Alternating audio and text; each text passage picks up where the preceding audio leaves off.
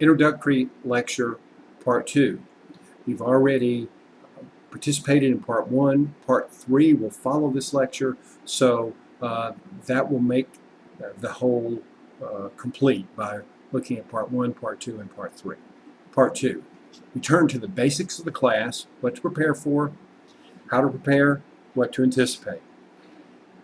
As you've now read the course syllabus and course calendar, you have some idea of the flavor of the class, I hope. And I'm sure that it looks very interesting, and I promise not to disappoint you. This class, as the syllabus suggests, is a basic survey of American politics and American institutions. In Introductory Lecture Part 3, I'll be talking more about those two concerns and how in the minds of many Americans are the same, but in reality they're really quite different. Again, I'm Dr. Lee Cheek. I am a professor of political science at Gainesville State College. I've been teaching political science since 1986. I have a very long background in American government. I worked in the United States House of Representatives as a legislative assistant. I've been a campaign manager. I've run campaigns. I've been an advisor. I have also been a professor for all those years. So this is something I love. This is my calling in life, and I'm glad to share this experience with you as a distance learning class. The course syllabus has my email contact, and that is the official mode of communication at Gainesville State College. If you would please use that in all communications.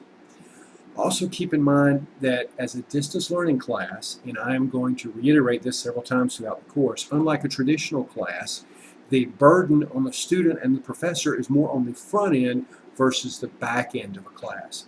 In the online version, you need to become acquainted with the technology, the requirements of the class, and the flow of the class initially, unlike a traditional class where all the papers are due and the major exam, all is at the end.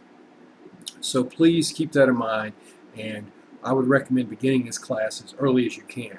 And the flow, as I mentioned, the readings are more intense at the early level, and they decrease as you go through the class. So keep that in mind as well. That would be very helpful. Okay, if you have the syllabus in front of you, we're going to go through that fairly carefully, and I'll try, if you're unsure about any aspects of it, to answer those questions via email as well. Okay. To contact me, as I mentioned, email is the best approach.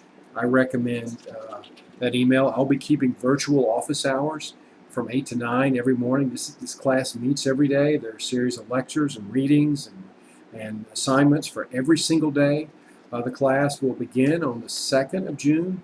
And of course, if you follow the course calendar, you'll also see that it ends on the 26th of June with our final exams. The 2nd of June through the 26th of June. The only day that we will not meet over e-learning is the 4th of July, which is the anniversary of the Declaration of Independence. I also have a fun reading for you on that day, and I may add some other things.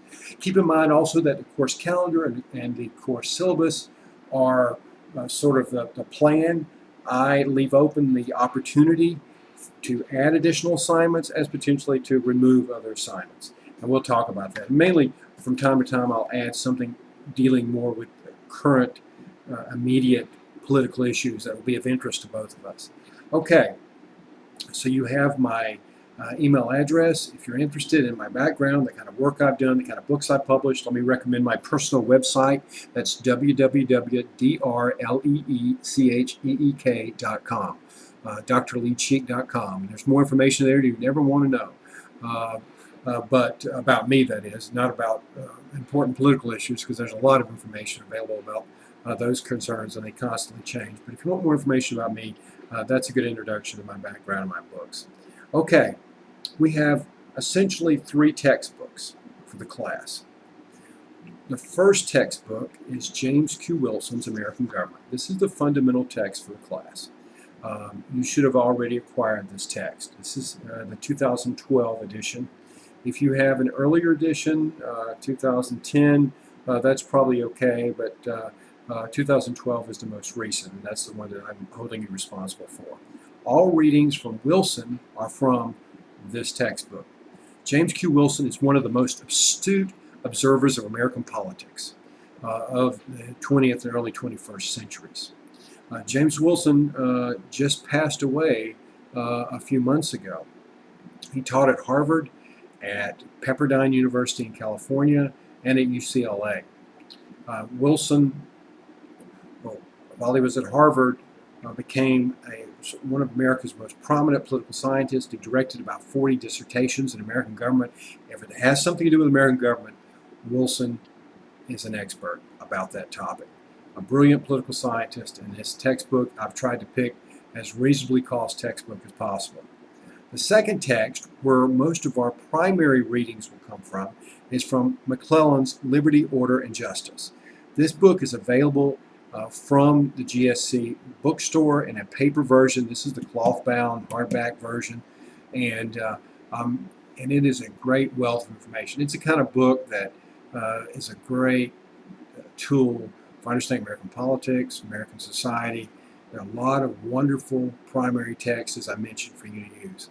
I also have an ebook version of this available free on our course website in eLearning. The third text is Kenneth Minogue's A Short Introduction to Politics, a very small book. This is included in the course as an ebook, and the ebook is located on my eLearning course site with the McClellan book. All the readings from Minogue will be from that book, and all those are found, of course, in the course calendar. Minogue is a professor at the London School of Economics, a very famous political scientist. McClellan, Liberty, Order, and Justice, one of the great American constitutional lawyers of the 20th century. And this is a great introduction. I recommend that you purchase all three of these books.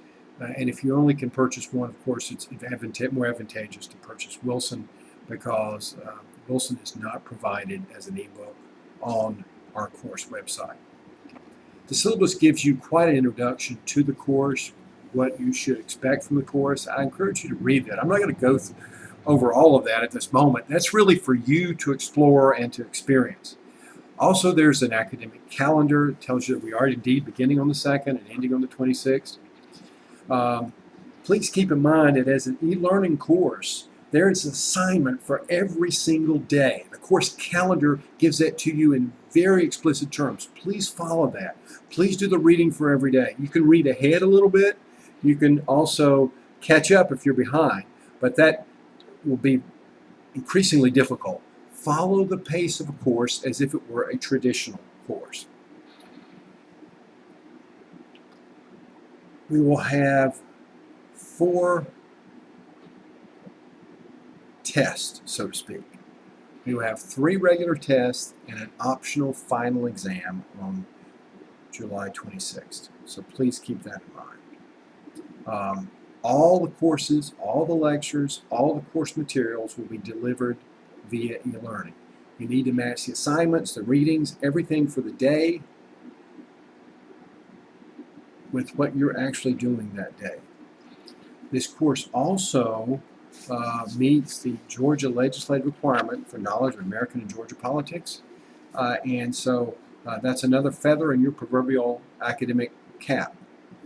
As you'll notice from the grading scale, you will choose whether or not you will take the final exam. The grading scale is based totally upon your choice.